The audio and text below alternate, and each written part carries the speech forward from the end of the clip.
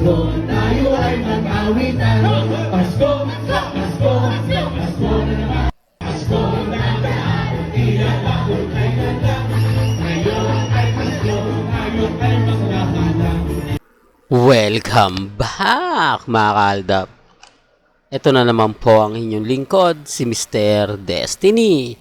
At magbibigay po tayo ng pinakamainit na update po ngayon sa social media mga kaaldab. Ito yung pinaka-latest na kung saan nga po ay talagang pinag-uusapan. Sabi ko nga po sa inyo, dito sa channel ni Mr. Destiny, lahat ng update sa mga Instagram, sa Twitter, sa Facebook, agad-agad nyo pong makukuha. Di po ba? Hindi tayo nagpapauli at never naman po tayong nagpapa-apekto sa mga kumakalat. Sa mga nagre-react po, pasensya na kayo kasi yung ina-update natin, para lang din po alam po ninyo, para ganap pa rin yung mga kumakalat, hindi kayo laging huli. Di po ba? Sabi ko nga po sa inyo, dito naman po sa channel ni Mr. Destiny, lahat ng mga gusto nyong malaman, lalo na po rito kay Atasha Mulak at kay Mengay, ang daming kumakalat na mentor nga po raw ngayon ni Atasha si Mengay. Marami nagsasabi na tuturuan daw ito at pasisikatin. Kung ano daw po yung mga nalalaman ni Mengay, ibibigay niya raw po kay Atasha Mulak. Yan base po sa mga komento sa Instagram, sa Twitter, sa Facebook. Yan ang lagi kong pinapaliwanag. Lagi kong sinasabi. Sa totoo lang po mga kaaldab, may mga update, may mga ganap na yung iba pumapabor sa kanila, yung iba pumapabor sa atin, na sinasabi ko naman po, di po ba? Kaya nga po yung issue ngayon, sa Aldab talagang buhay na buhay. Mapapansin nyo, nakakaiba po ito ngayon. Kasi marami pong mga talagang masasabi natin na napakarami po na nagsasabing babalik na ang Aldab. Nagpaparamdam na nga po raw yung Aldab, lahat nga po raw kitang-kita na. Natutuwa naman po ako kasi bumabalik po yung alaala ng Aldab. Lahat po ng mga throwback ngayon, nagpaparamdam na. Hindi ko alam kung may magba-vlogs na naman, may magko-komento na naman na hindi tumitigil ang Aldab. Yan ang isa sa rason kung bakit po tayo kampante at kung bakit po tayo matatag, di po ba? Lalong-lalo na nga po ngayon sa barangay, di po ba? Tapos may mga naglalabasan pa na ganito ganyan, di po ba? Sabi ko nga po sa inyo, lagi akong maraming nakikita sa Instagram, pero yung iba hindi naman po natin pinapansin, di po ba? At eto pong magiging komento ko, alam ko marami magre-react, pero kailangan nyo pong malaman, di po ba? Literal na ginagamit talaga. Ito po yung kumakalat na sinasabi nga po raw ni Sanya Lopez na may mga liligaw po daw siyang multi-awarded star. Pero hindi niya pinangalanan, hindi niya daw ni-reveal yung pangalan. Pero sinabi niya na may nanliligaw daw po sa kanya. O di, ang daming reaksyon ng mga netizen. Ang daming reaksyon ng mga fans po niya. Hindi po ba? Sinasabi nila, naku, alam na namin yan, si Alden Richards yan kahit hindi mo nasabihin. Na totoo naman kasi pag sinabing multi-awarded star ka, sino nga po ba yung nakikita nyo na binata? Hindi naman pwede si Dennis Trillo, hindi naman pwede si Dingdong Dantes, di po ba? Hindi naman pwede si Gabby Concepcion. Ang daming mga artista sa GMA Kapuso na hindi po pwede na multi-awarded. O baka sabihin nyo sa ABS-CBN lang. Lalo na yon, lahat karamihan nun taken na. Kaya yung ibang komento ng mga fans, hindi, alam ko na yan, si Alden Richards yan, matagal na nanliligaw yan kay Sanya. Kaya lang si Sanya, hindi siya pinapatulan.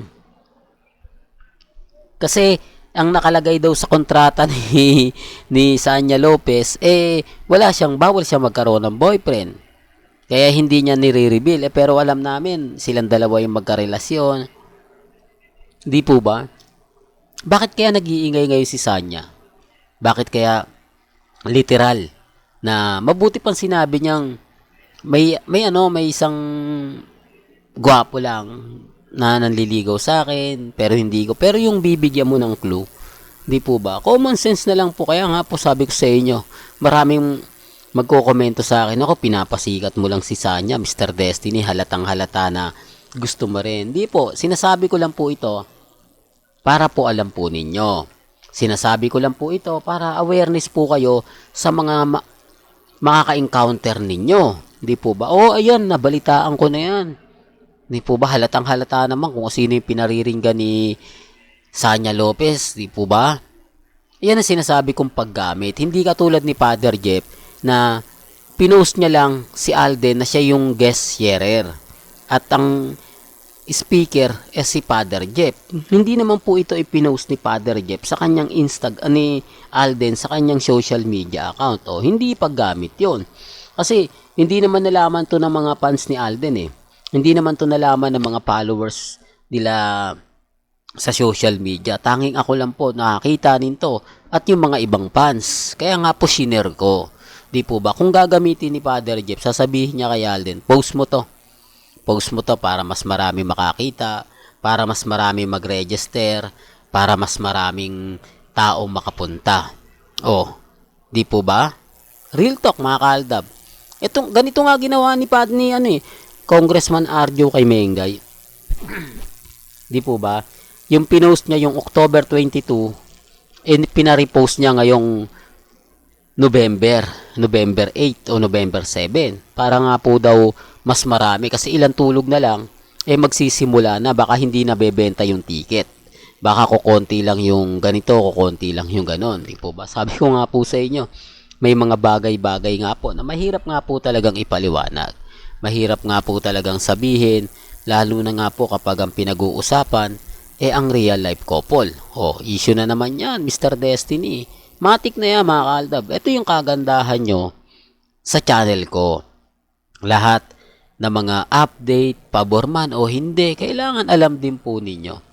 Di po ba? Yun lang naman po yung importante. Lalo na nga po pagdating kila Mengay at kay Alden. Sasabihin lang, magkaibigan lang yan. Tumigil ka na, Mr. Destiny. Kasal na si Maine, si Alden, masaya na siya sa buhay niya. Wala naman pong problema. Hindi naman po ako namimilit, di po ba? Ang sa akin lang po, binibigyan ko lang po ng ganap, sinasabi ko lang po yung mga gusto nyo pong malaman, gusto nyo pong mapanood, makita, di po ba? Hindi naman po ako namimilit na ganito, ganyan, pumunta na kayo dito, natin, i-push natin, di po ba? Kaya nga po yung iba nagre-react sa akin Mr. Destiny, dapat di mo na binabalita yan kay Sanya kasi alam naman namin na ginagamit. Alam ko naman po yun. Kaya lang, syempre, kailangan updated din kayo. Kailangan yung mga kaganapan, alam po ninyo. Hindi po ba na may mga ganito talaga nangyayari. May mga pangyayari na talagang mapapaisip din po kayo. Di po ba?